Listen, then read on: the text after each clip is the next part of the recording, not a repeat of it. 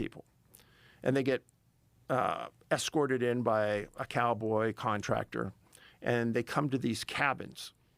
And her dad's an older guy. They get to the cabin, and she says, "Hey, Dad, I want to go over here to the point. I want to take some pictures." She brings her camera. And one of the guys, a 72-year-old guy, is sitting at that point, and she goes, "I'm going to go right there and sit with him and take some pictures." He goes, "Sure." Dad watches her walk out. They sits down. Old guy, barely could ride the horse. She's taking pictures. She gets up, and down at the bottom of the hill, there's a small lake. And surrounding the lake, there's trees.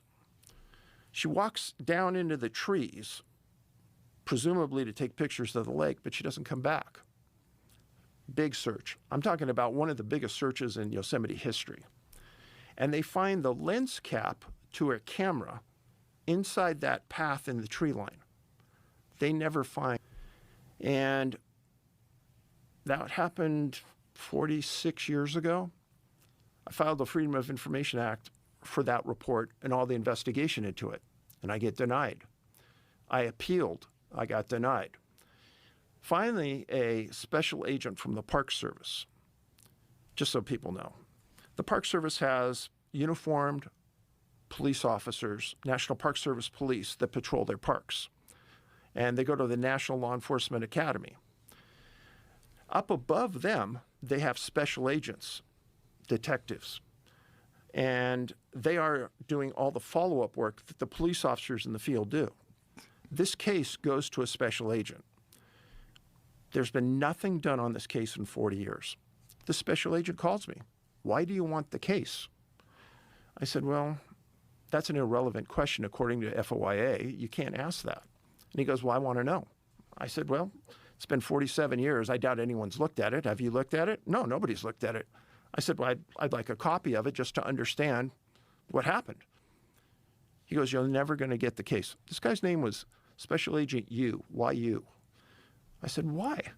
And he says, "None of your business. You're never going to get it." I said, "First of all, why talk to me like that? I'm prior law enforcement. I'm not being rude. I just want to know." He goes, "Forget it. Drop it. You're never going to see it." I said, "No, I want that case."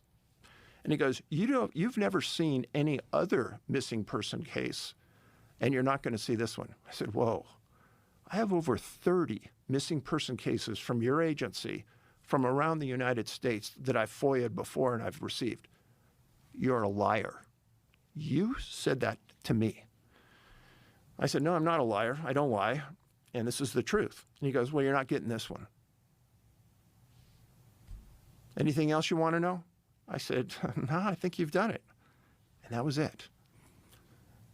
In that amount of time, I've really found out nothing more about the Stacey Ayers case. 14-year-old girl, disappeared, never found. Nobody's ever done anything on the case in 40 years. I still haven't seen it. Now, I talked to Tim Burchett, who you had in here the other day. And I explained to him, I want a meeting with Burgum. And I want to lay out what I have and explain the obstruction. Who's Burgum? The head of the Department of the Interior. Okay. Doug Burgum. Okay. And explain to him the obstructions that are happening in his agency. Those are our reports. If nobody's looked at it in 40 plus years, what does it matter if I have it? Right. The people that were working back then aren't working anymore. It's not like anyone's going to get in trouble. No, half of them are dead. Right. And Tim said, "Okay, I'll have my people get a hold of you." They got a hold of me. They said that they called DOI. They said that DOI people said, "Yeah, we'll get a hold of you." I called them 3 times. They won't call me back. So what do you think's going on? So when you look at the totality of, and let's just talk about Yosemite.